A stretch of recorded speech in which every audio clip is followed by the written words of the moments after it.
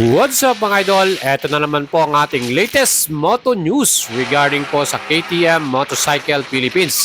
Again mga idol, ito nga po ay may bago ng distributor, ang Lucky Mappy under Motor Ace Group.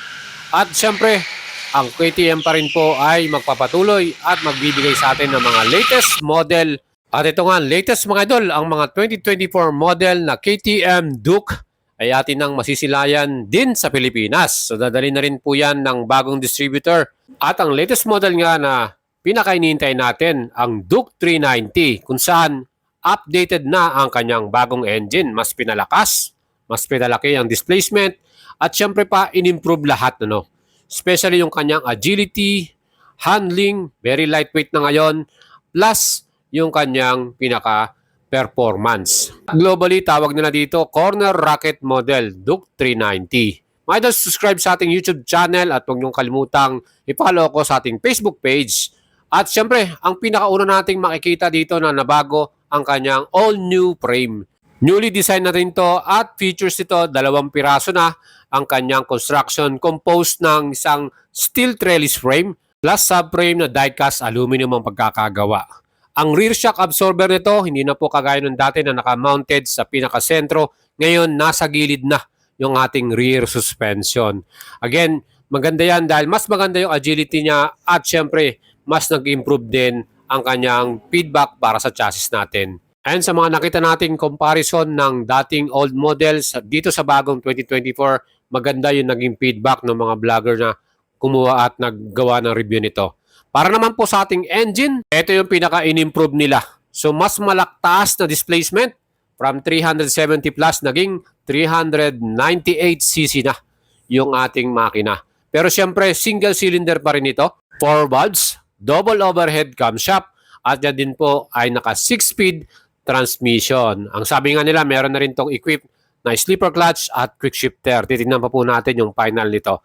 Ang kaganda din dito yung kanyang bore by stroke, 89 by 64 mm ang sukat.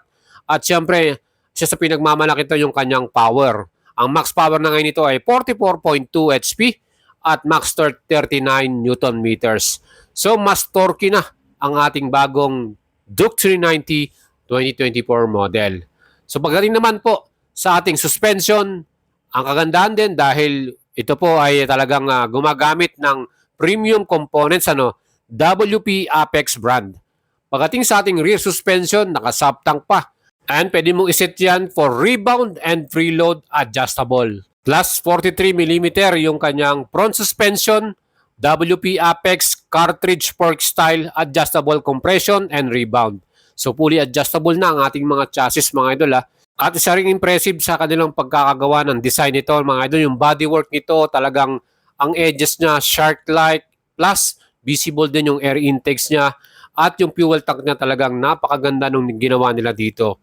At ang color injected plastic nito ay talagang suabe, Takaw pansin yung kanyang design para sa 2024 model. Kaya kayo mga idols, kung kayo po ay interesado rito, magugulat din kayo sa magiging presyo nila dito.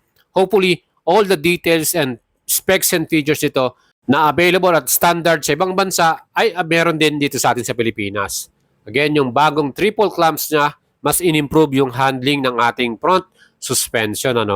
Ang ganda ng combination ng color, yung orange, black. At ang tawag po ng KTM sa new color version na yan ay new electronic orange. So electronic orange, talagang napaka-astig.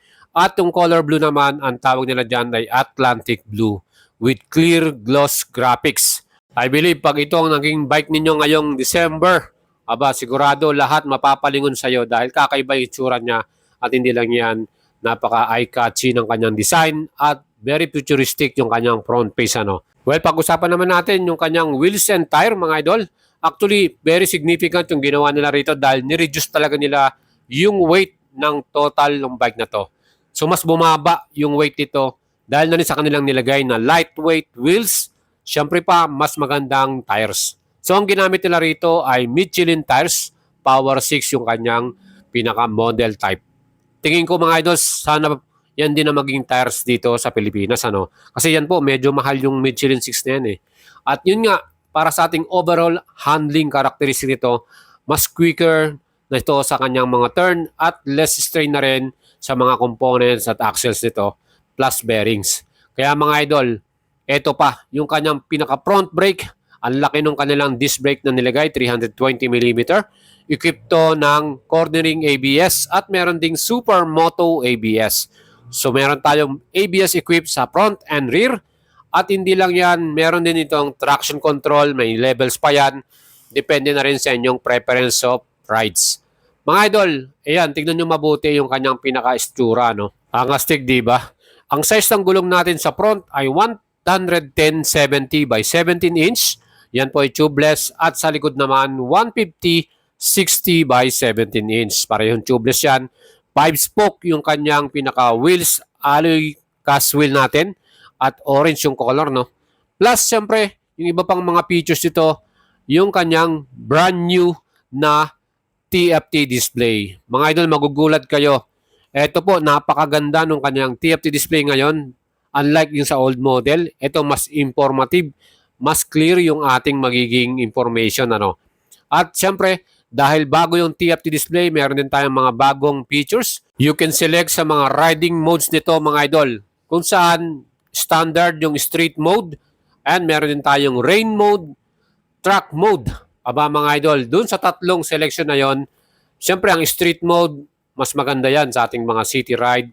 Rain mode, pagka malakas ang ulan, syempre mas matindi at mas maganda ang traction level. At yung track mode, kung saan pag yun naman ang ginamit mo, magbabago din yung inyong display. Magkakaroon siya ng parang race mode, ano, lap timer, at syempre meron tayong launch control.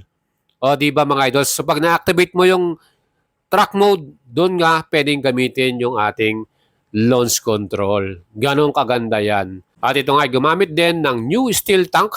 Ang fuel capacity ng bagong 390 Adventure ay 15 liters mga idol. At ang claim or average fuel consumption ay 3.5 liters per 100 kilometer. So makikita natin nasa average siya ng 28 to 29 kilometer per liter. So ganun kaganda ang konsumo nito para sa ating mileage. Mga idols, syempre pag-usapan naman natin yung kanyang pinaka front headlight design. Makikita nyo kung gaano kaastig yung kanyang new headlight. Ano? Ang gilid niya meron ng daytime running light kung saan para siyang futuristic na parang robot style. No? At syempre gumamit din ito ng mas brighter. Sabi nga nila mas illuminated na bagong LED lightings para sa ating headlight. At syempre kasama na rin yung pinaka taillight nito na bagong design din. Mga idol, ano masasabi nyo sa kanyang bagong design? Mag-leave kayo ng comment sa ating video. At aabangan na ba ninyo o gusto nyo bang makabili na nitong bagong 2024 model? Dahil meron na tayong presyo nito sa bagong all-new design na KTM 390 Duke. Ang ating nakuhang presyohan dito, ang bagong SRP ay 309,000 pesos. O di ba mga idol? Para sa tingin nyo ba, yan ba ay perfect yung presyo nito or namamahalan pa kayo?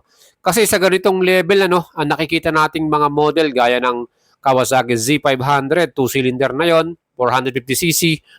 Yun ito, 400cc lang to. Pero syempre, pag titignan naman nyo yung pagkakagawa nito, European to eh. At iba yung pagkakagawa ng kanyang components, talagang premium. Well, para sa akin, sana mas bumaba pa, no? Sana hindi man lang umabot ng 300,000 para mas abot kaya, no? Pero yun nga, optional po pala ang quick shifter nito, meaning accessory siya. So, pwede nyong magpalagay ng quick shifter, depende sa inyo yan. Ang kanyang pinaka-seat height ay 820mm. So, may bibili rin kayong parang accessories ito na pwedeng maging 800mm mga idol. At ang kanya namang total weight, sabi nga na very lightweight, 165 kilograms. Ganun na siya kagaan mga idol. So pagdala nyo to, siguradong mapapalipad ka sa inyong rides. Again, may mga aftermarket accessories to, gaya ng mga muffler na Akrapovic, underbelly, at iba pang mga items. Mga idol, sana nagustuhan niyo ang ating update sa inyo 2024 new KTM Duke 390. Available na sa Pilipinas with SRP 309,000 pesos. And for more details and information, pwede na kayong umorder nito. At pwede nyo akong isend message sa ating Facebook page, Boy Chalabaria, like and follow nyo yan.